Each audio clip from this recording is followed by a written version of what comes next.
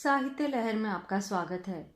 आज आप सुनेंगे मालती जोशी जी की कहानी अनहैप्पी बर्थडे।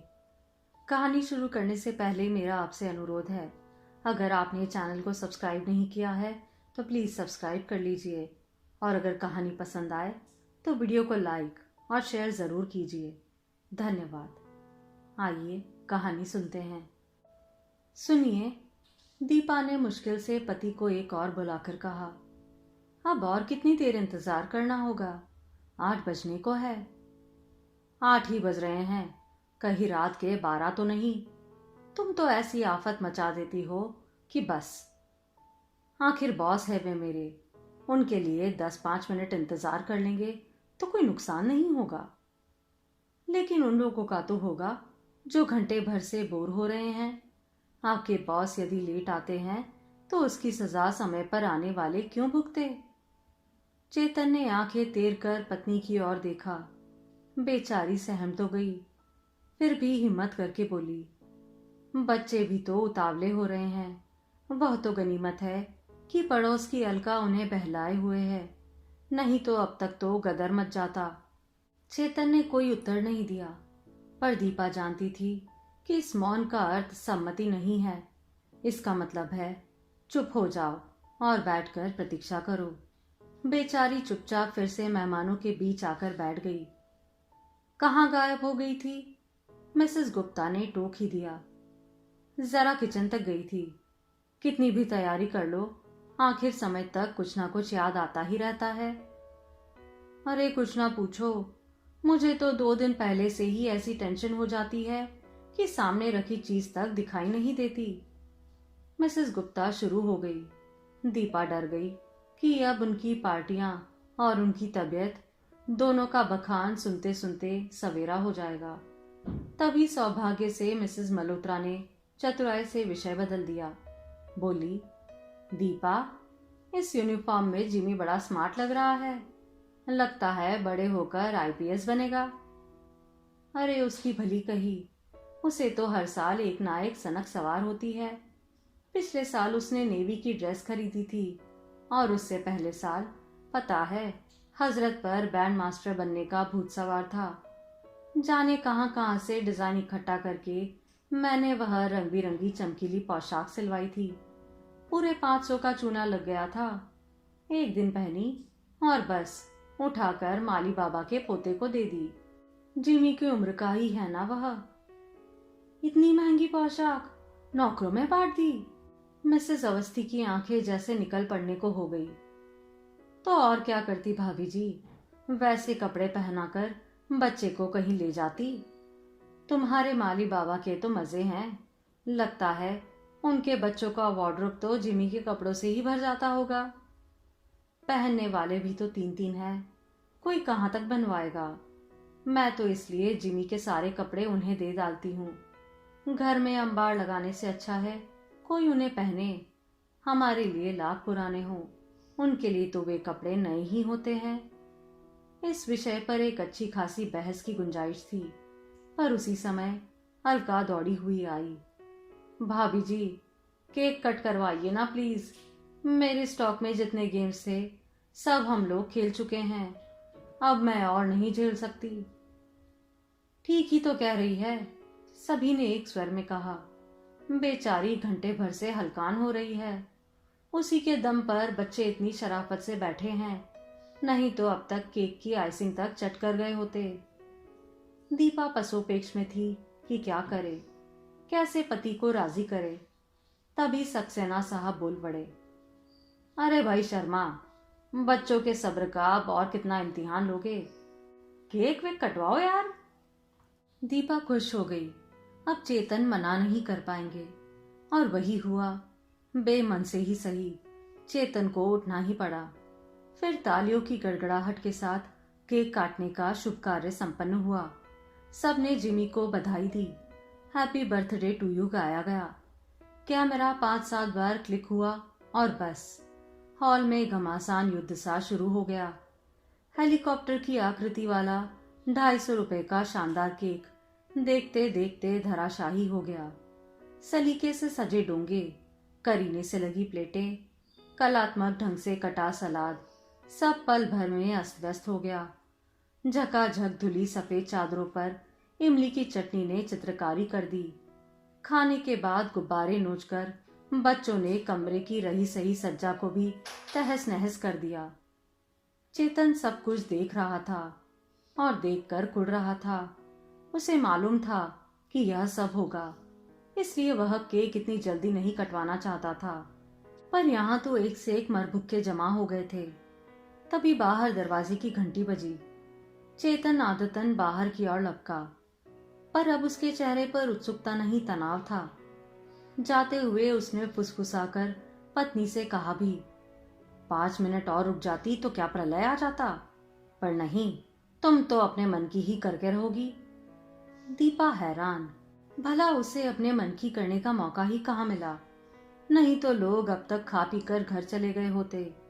पर यह समय बहस का नहीं था। बाहर दरवाजे पर सम्मानित अतिथि खड़ा था। अपनी कीमती साड़ी का आंचल शालीनता से लपेटकर दीपा बरामदे में आई। उसने तो सोचा था कि पतिदेव विनम्र मुस्कुराहट बिखेरते हुए स्वागत में दोहरे हो रहे होंगे, पर वे तो माथे पर 100 बल लिए हुए किसी से कुछ कह रहे थे। आगे बढ़कर देखा, माली बाबा के तीनों पोते थे। जिमी के कपड़ों में ही सज धज कर आए थे।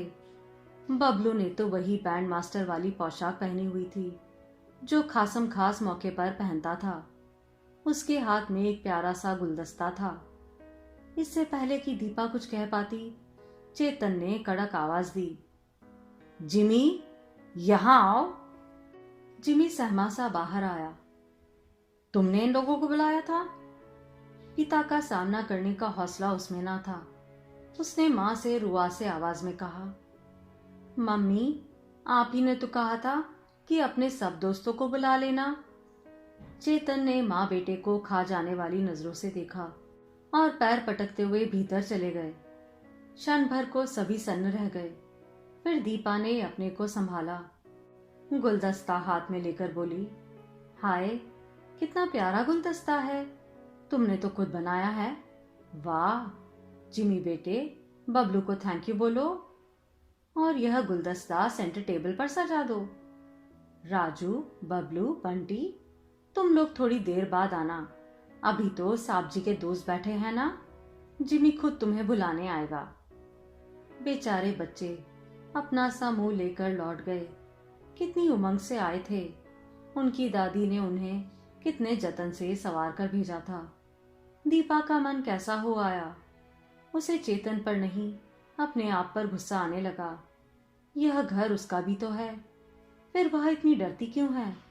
वह तो बच्चों में भेदभाव नहीं बरतती, फिर उन्हें वापस क्यों भेज दिया? कहीं ऐसा तो नहीं कि उसके अपने मन में भी एक चोर बैठा है? अब यहीं खड़ी रहोगी या भीतर भी चलोगी? चेतन ने आकर घुड़क दिया, नहीं तो शायद वह सारी शाम वहीं दरवाजे पर ही खड़ी रह जाती। बॉस आए तो, पर 9 बजे के बाद, और एक तरह से अच्छा ही हुआ। कमरे की शक्ल सुधारने की थोड़ी मोहलत मिल गई। शायद सबके बीच में उनकी ओर ठीक से ध्यान भी न दे पाते। अब तो जो इक्का दुक्का मेहमान बचे थे, वे भी उन्हें देखकर खिसक लिए। चेतन ने राहत की सांस ली। उसके चेहरे का तनाव भी अब काफी कम हो गया था। बॉस ने आते ही ढेर सी क्षमा याचना की, दुनिया भर के कारण गिना दिए, जिनमें एक भी ठोस नहीं था। शायद वे भी भीड़ का हिस्सा नहीं बनना चाहते थे। बत्रा साहब पहली बार घर आए थे। उनकी पत्नी से दीपा की पहली मुलाकात थी, पर थोड़ी सी औपचारिकता के बाद ही दोनों खुलकर बातें करने लगी। वैसे भी महिलाओं के सुख दुख सब जगह एक से ही होते हैं। वही महंगाई का रोना, नौकरी की परेशानी, बच्चों की पढ़ाई, बुजुर्गों की बीमारी। बातों का सिलसिला अच्छा खासा चल निकला था कि चेतन ने आवाज दी, दीपा, अब बातें ही करती रहोगी या मेहमान की खातिर भी करोगी? दीपा हड़बड़ाकर उठ खड़ी हुई तो साहब बोले, and where is the birthday boy, पहले उसे तो विश कर लें। Yes sir, he must have your blessings. Jimmy, Jimmy darling. Deepa, Jimmy कहाँ है? अब दीपा को होश आया कि उसने पता नहीं कब से जिमी को नहीं देखा है। बहादुर को प्लेट लगाने के लिए कहकर वह भीतर की ओर भागी। कहीं सो ना गया हो, नहीं तो उसे जगाना टेढ़ी खीर है।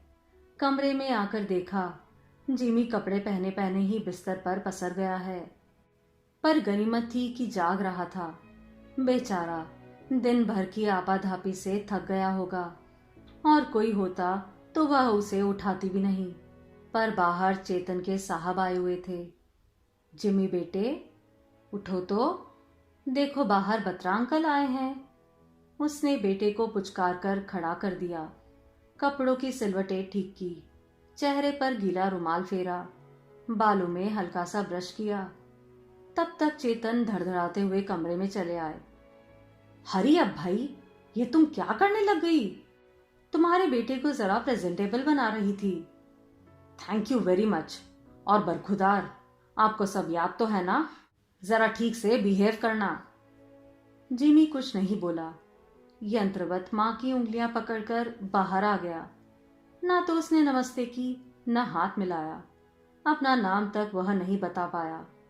और जब मिसेस बत्रा ने उसे बड़ा सा पैकेट थमाया तो उसने थैंक यू तक नहीं कहा। पल भर को एक असहज सन्नाटा सा छा गया। फिर दीपा ने क्षमा याचना के स्वर में कहा, दरअसल मैं उसे सोते से जगा कर लाई थी। नेचुरली 10 बज रहे हैं, बच्चा सोएगा नहीं क्या?